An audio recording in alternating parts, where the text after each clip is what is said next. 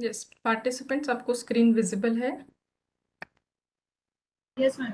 हाँ, तो आप देखिए आपको एक वर्ड फाइल दिख रही है जिसका मैंने टाइटल तो कोर्स समरी दिया है। आप लोग अपने कॉपी में अभी जो मैं लिख रही हूँ टेक्स्ट वो भी आप लिख लीजिए, requirements for Moodle online course creation. म्हणजे मूडलमध्ये कोर्स बनवताना तुम्हाला काय काय गोष्टी लागणार आहेत ते आपण आता इथे कलेक्ट करून ठेवू। ज्यांना पण काही डिफिकल्टी असेल, काही क्वेरीज असेल, त्याच वेळेस मला अनम्यूट करून विचाराल। तो जैसे मैंने मॉर्निंग सेशन में आपको बताया, पहली चीज़ आपको क्या लेना है, पासपोर्ट साइज फोटो। कोणत्या फॉर्मॅटमध्ये? जेपीईजी फॉर्मेट, उसी को अपन बोलते हैं इमेज फॉर्मेट। सेकंड मैंने एक चीज़ बताई थी, काय सांगितलं होतं मी next? Resume in short. Resume biodata brief biodata uploaded in G drive. ठीक है। नेक्स्ट आपको नेक्स्ट लगेगा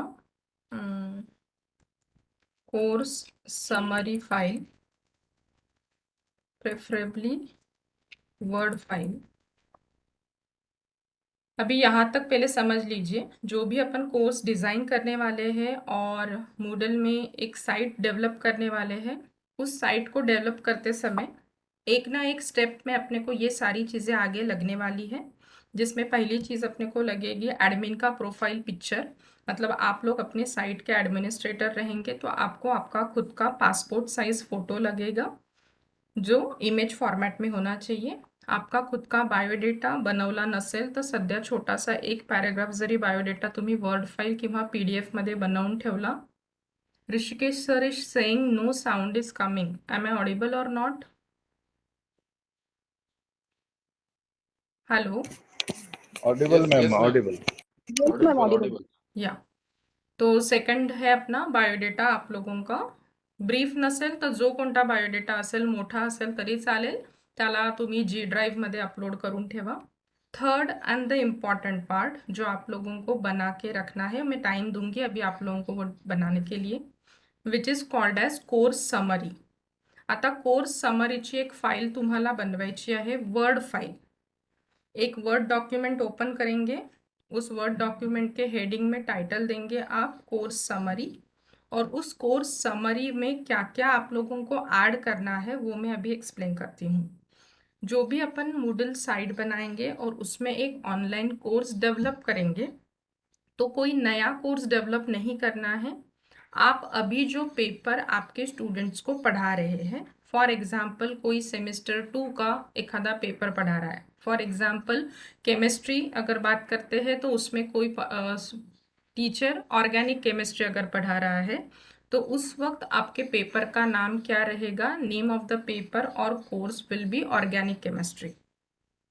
आर यू गेटिंग? हम अभी जो कोर्स ऑनलाइन मोड में कन्वर्ट करने वाले हैं तो वो कोई अलग कोर्स नहीं बनाएंगे। फिलहाल आप लोग जो पेपर पढ़ा रहे हैं अपने अपने कॉलेजेस में, हो सकता है आप अलग अलग सेमिस्टर्स को भी पढ़ा रहे हैं, अलग अलग पेपर भी पढ़ा रहे हैं। सपोज एकच पेपर तर एक टीचर नाही शिकवणार, वेगवेगळे पेपर्स पण शिकवू शकतात वेगवेगळ्या सेमिस्टर्सला। तर तुम्ही त्यातला कोणता पण एका सेमिस्टरचा कोणता पण एक पेपर आपण ऑनलाइन मोडमध्ये कन्वर्ट करू प्रैक्टिस म्हणून। जो लैंग्वेजेस वाले हैं जिनको ऐसे पेपर वगैरह का कंसेप्ट नहीं होता है, English, Marathi, Hindi is nothing but your name of the paper. या पहिल्या पॉइंटमध्ये कोणाला काही डाऊट असेल तर विचारा। इथपर्यंत क्लियर आहे? आगे बढ़ेंगे। यस। तो नेम ऑफ द पेपर क्या रहेगा आपका? जो पेपर आप अभी एक सेमेस्टर में पढ़ा रहे हैं उस पेपर का टाइटल। मैं एक एग्जाम्पल करके बताती हूँ। कोई अगर केमिस्ट्री के पार्टिसिपेंट है और वो अगर ऑर्गेनिक केमिस्ट्री पढ़ाते हैं तो उनका टाइटल ऑफ द पेपर या तो नेम ऑफ द पेपर क्या हो जाएगा, ऑर्गेनिक केमिस्ट्री। अभी जब अपन मूडल सॉफ्टवेयर शुरू करेंगे उसमें आपको बहुत कुछ अलग अलग टर्म्स मिलेगी जिसमें ये पेपर वर्ड वगैरह ऐसा कुछ नहीं होता है। वहाँ पे आपको वर्ड दिखेगा कोर्स। तो कोर्स हम लोग अपने लैंग्वेज में सिंप्लीफाइड वे में मान के चलते हैं कि पेपर. ठीक आहे. सेकंड पॉइंट तुम्ही कोर्स समरीमध्ये लिहाल नेम ऑफ द फैसिलिटेटर और नेम ऑफ द टीचर, मतलब आपका नाम उसमें आएगा. मैं राइट नाउ मैं मेरा नाम यहाँ पे आपको लिखा के दे रही हूँ. आप लोग अपना खुद का नाम लिखेंगे क्योंकि वो पेपर आप पढ़ाते हैं अपने स्टूडेंट्स को. फिर ये पेपर का ड्यूरेशन कितना है, अगर अपन सेमेस्टर वाइज लेते हैं तो जनरली 6 मंथ्स का ड्यूरेशन, 4 मंथ्स का, दैट डिपेंड्स.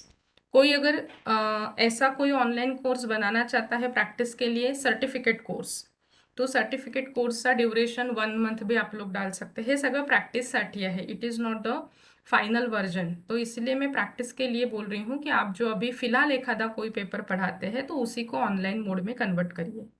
फिर वो जो पेपर आपने अभी यहाँ पे लिखा है वो किस सेमेस्टर के बच्चों के लिए आप पढ़ाते हैं. फॉर एक्झाम्पल मी इथे लिहिते आहे सेमेस्टर 3. कोणतं सेमेस्टर 3, सपोज तुम्हाला अजून स्पेसिफाय करायचं असेल तर तुम्ही BSc MSc whatever it may be. Next point आपको लिखना है mode of teaching. Mode of teaching का it is not compulsory point but it should be like in this way. आप अगर आगे प्रोफेशनली बनाना चाहते हैं तो इतने पॉइंट्स उसमें होने चाहिए. मोड ऑफ द टीचिंग म्हणजे याच्यामध्ये 3 गोष्टी येतात. ऑनलाईन आहे, ऑफलाईन तुम्ही शिकवणार आहेत की ब्लेंडेड मोडमध्ये शिकवणार की फ्लिप्ड लर्निंग असणार. इस सभी का मतलब आप लोगों को पता है. अभी अपन इतने दिनों से ये सारी चीज़ें पढ़ रहे हैं. ऑनलाइन मतलब प्योरली ऑनलाइन मोड, ऑफलाइन मतलब फेस टू फेस, ब्लेंडेड मतलब दोनों का फ्यूजन, फ्लिप्ड मतलब पहले आप उन बच्चों को देख के आएंगे and then they will come to the class and discuss. तर तुमचा जे काही तुम्ही आता हा पेपर इथे बनवाल तो कोणत्या मोडमध्ये शिकवणार आहे. जनरली आपण आता सध्या या फेजमध्ये आहोत. ब्लेंडेड मतलब आप क्लास में भी जाते हैं फिजिकली, प्लस उनको कुछ असाइनमेंट्स वगैरह अगर आप ऑनलाइन दे रहे होंगे तो दोनों का भी फ्यूजन है, online plus offline. So we can term it as blended. तर तुम्हाला ते डिसाईड करायचं आहे की तुमचा हा पेपर तुम्ही आता कसं शिकवणार आहे. फिर अगर आपके सिलेबस में दिया होगा कि या पेपरला किती क्रेडिट्स आहेत, किती मार्क्स आहेत, तो वो आप लोग यहाँ पे मेंशन कर सकते हैं. सपोज ये पेपर आपका 4 क्रेडिट का है तो आप वहाँ पे 4 क्रेडिट्स लिखिए. Then the next point in the course summary will be brief description about the course. Next आपको टायटल डालना है brief description about the course. आता या पॉईंटमध्ये काय लिहायचं आहे, प्रत्येकाजवळ आपापल्या पेपरचे एक सिलेबस असेल जे तुमच्या रिस्पेक्टिव्ह युनिव्हर्सिटीने प्रिस्क्राईब केलं आहे.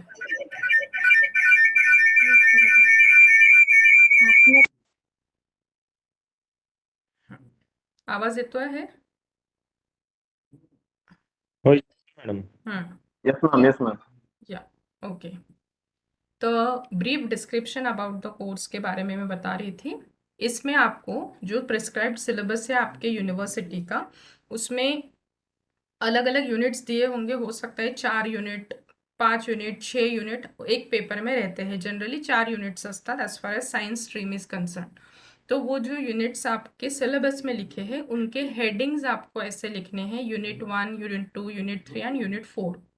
उसके सामने टाइटल रहेगा यूनिट का. मतलब अपने को बच्चों को बताना है कि वो स्टूडेंट्स यूनिट 1 में क्या पढ़ेंगे, यूनिट 2 में, यूनिट 3 में और यूनिट 4 में in coming days what they are going to study. तो ब्रीफ में पूर्ण सिलेबस कॉपी पेस्ट नका करू. त्या सिलेबसचे जे युनिट्सचे जे टायटल्स असतील ते फक्त टायटल तुम्हाला इथे ॲड करायचे आहे under the heading brief description about the course. Next, हे आपण सगळं कुठे आहोत सध्या, कोर्स समरी. ठीक आहे. तुम्ही कोर्स समरीची फाईल कशी बनवाल, एक वर्ड फाईल तुम्हाला बनवायची आहे आणि त्या वर्ड फाईलमध्ये इतके पॉइंट्स तुम्हाला ॲड करायचे. सध्या मी इतके एक्सप्लेन केले. ठीक आहे. इथपर्यंत कोणाला काही डाऊट असेल तर प्लीज विचारा. Any doubt? No, madam.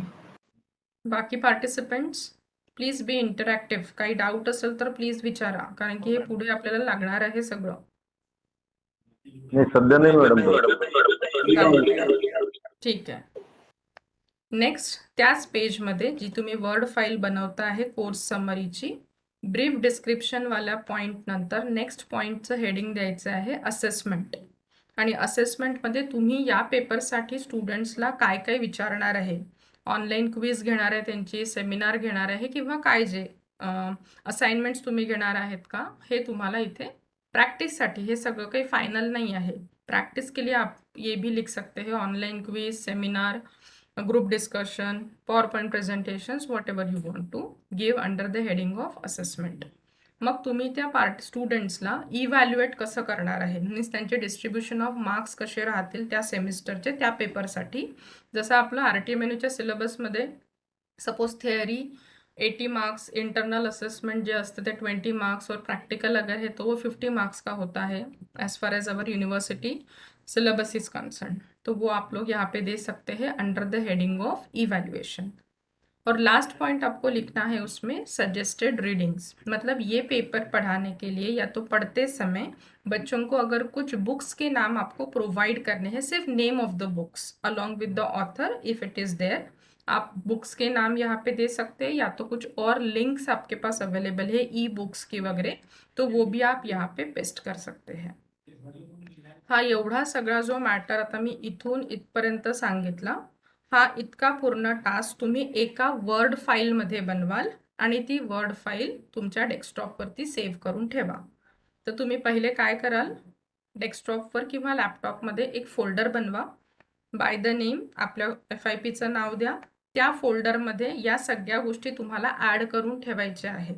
पहिले काय ॲड कराल, तुमचा passport size photo, secondly biodata तर तुम्ही G ड्राईव्हवर अपलोड करायचं आहे, तिसरी एक वर्ड फाईल बनवाल आणि त्या वर्ड फाईलमध्ये हे सगळं ॲड करायचं आहे आणि त्या वर्ड फाईलला पण त्या फोल्डरमध्ये सेव्ह करून ठेवा।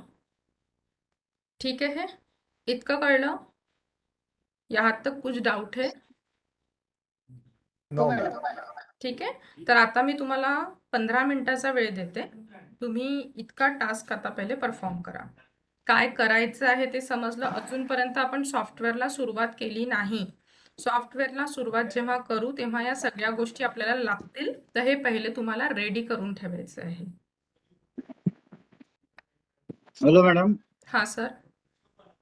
ते जी ड्राईव्ह मध्ये मग ते कॉपी करून तिकडे पेस्ट करायचं का बायोडाटा? नाही सर, G ड्राईव्हमध्ये अपलोड कसं करायचं हे मी सांगितलंय यापूर्वी पण एका व्हिडिओमध्ये, पण मी परत एकदा तुम्हाला एक्सप्लेन करते की त्याच्यामध्ये अपलोड कसं करायचं, जर कोणाला माहिती नसेल तर। ज्यांना माहिती आहे ते हा टास्क परफॉर्म करायला सुरुवात करू शकता। ठीक है, जिनको नहीं पता है वो लोग स्क्रीन के तरफ देखिए, मैं एक्सप्लेन करती हूँ कि G ड्राइव में कोई भी फाइल कैसे अपलोड करते हैं। ठीक आहे मॅडम। ठीक आहे, ओके। बाकी लोक ज्यांना माहिती आहे ते हे बाकीचं बनवायला सुरुवात करा। एक फोल्डर बनवा डेस्कटॉपवरती आणि ह्या सगळ्या गोष्टी तिथे येऊन असेंबल करा, एक वर्ड फाईल, आणि त्या वर्ड फाईलमध्ये हा सगळा डेटा कशावरती ऑनलाईन कोर्स डिझाईन करतो आहे समजलं आहे। जो पेपर तुम्ही आता सध्या करंटली स्टुडंट्सला शिकवताय, कोणता पण एक पेपर आपण ऑनलाईन मोडमध्ये कन्वर्ट करणार आहोत, तर त्या पेपरशी रिलेटेड डिटेल्स तुम्हाला त्या कोर्स समरीच्या फाईलमध्ये ॲड करायचं आहे। जर काही डाऊट असेल तर विचारा, नाही तर मग परफॉर्म करायला सुरुवात करा। ठीक आहे पंकज सर, मी सांगते की G ड्राईव्हमध्ये कसं अपलोड करायचं, बायोडेटा मॅडम। किंवा कोणती पण फाईल। Okay madam. पहिली स्टेप राहील अपलोडिंगसाठी, open your Gmail account. Okay. आता सपोज हे माझं जीमेल लॉग इन आहे already, then go to this 9 dots ज्याला आपण गुगल ॲप्स म्हणतो। सपोज माझ्या बोलण्यामध्ये आणि स्क्रीनमध्ये काही चेंजेस असतील तर मला सांगाल। ठीक आहे मॅडम। हां, नेक्स्ट स्टेप आहे click on Google apps. Google apps नंतर क्लिक ऑन ड्राईव्ह, म्हणजे एनी हाऊ जीमेलमध्ये लॉग इन करून तुमच्या ड्राईव्हमध्ये यायचं आहे। If this is your G drive, okay. या G ड्राईव्हमध्ये तुमचा बायोडेटा तुम्हाला अपलोड करायचा आहे।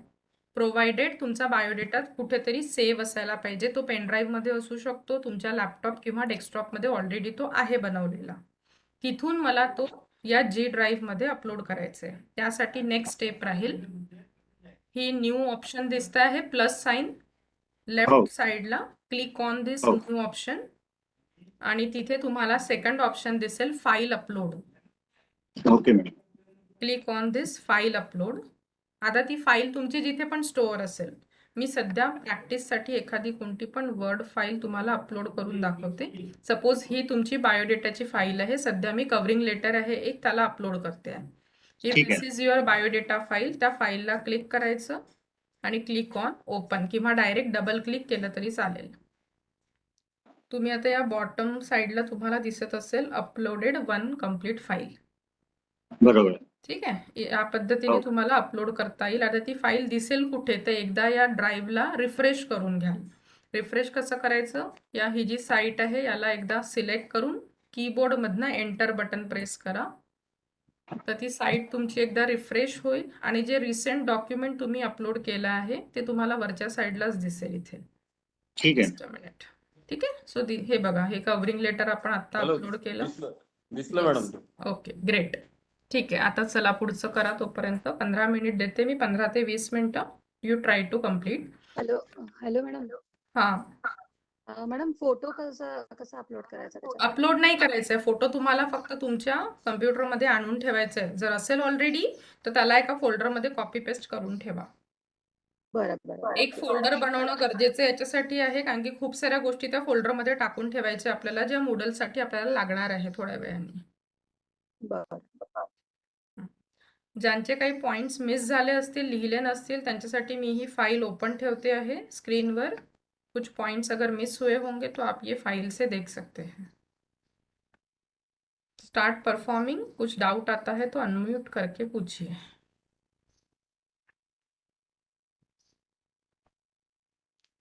आणि ज्यांचं होईल किंवा जेव्हा कंप्लीट होईल तेव्हा प्लीज चॅट बॉक्समध्ये डन किंवा येस लिहून पाठवा, म्हणजे आपण पुढच्या स्टेप्स बघू. Hello madam. हां सर. मॅडम बायोडाटा पीडीएफ की वर्ड मध्ये कोणता पण upload चालेल. चालेल. वर्ड किंवा पीडीएफ तुमच्याच ड्राईव्ह मधलं आहे, काही प्रॉब्लेम नाही. कोणती पण फाईल चालेल. Okay madam.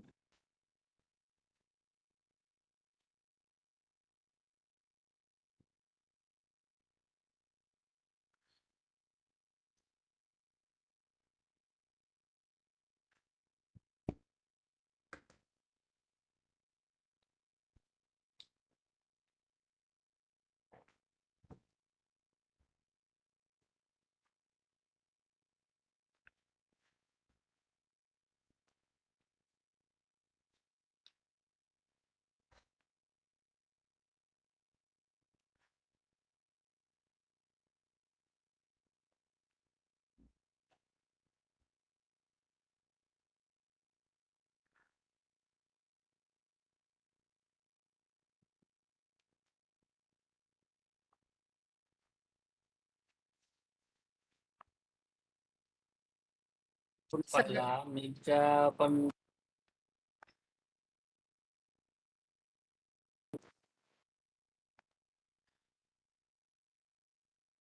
चिन्ना सर, काही डाऊट आहे, काही विचारायचं आहे?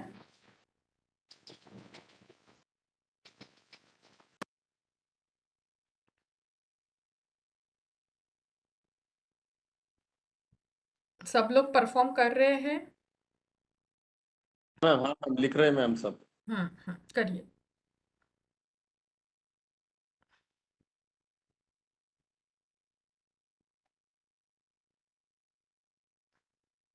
Hello madam.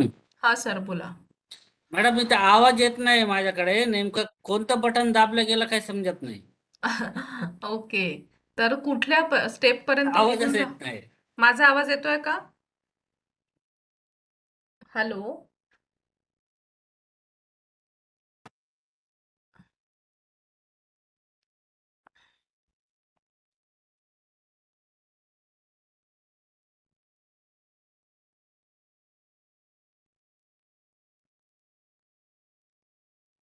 Hello madam. हा सर. मी याच्यामध्ये मराठीमध्ये लिहिलं फॉन्ट टाकून तर चालेल ना? चालतं. मराठी पण चालेल. Okay okay.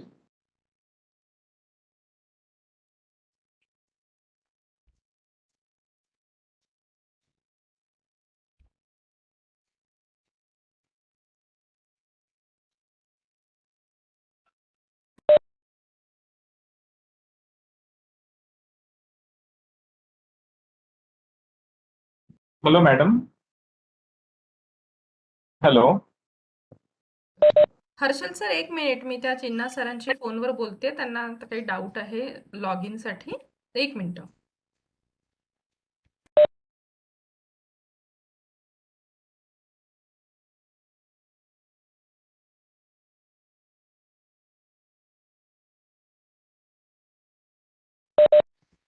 हा हर्षल सर, बोला. मैडम जैसे अभी नेम ऑफ पेपर लिखा है मैंने, तो उसके बाद में फिर पेपर का नाम लिखना पड़ेगा ना? हाँ, आप कौन सा पेपर, कौन सा सब्जेक्ट है आपका? इंग्लिश है। इंग्लिश है, तो आपको सिंपल इंग्लिश लिखना पड़ेगा. उसमें तो कुछ अलग पेपर्स होते नहीं हैं, तो simple you have to write English. And then after that I have to mention my name of yes teacher. Yes, name of the facilitator. तो ये टाइटल्स भी लिखने हैं. Name of the paper, that title also you have to write, और उसके सामने फिर paper का नाम इंग्लिश.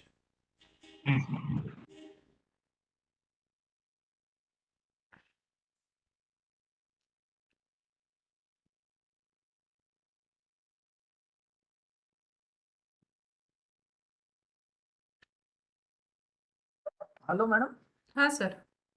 त्याच्यात क्रेडिट्स नसले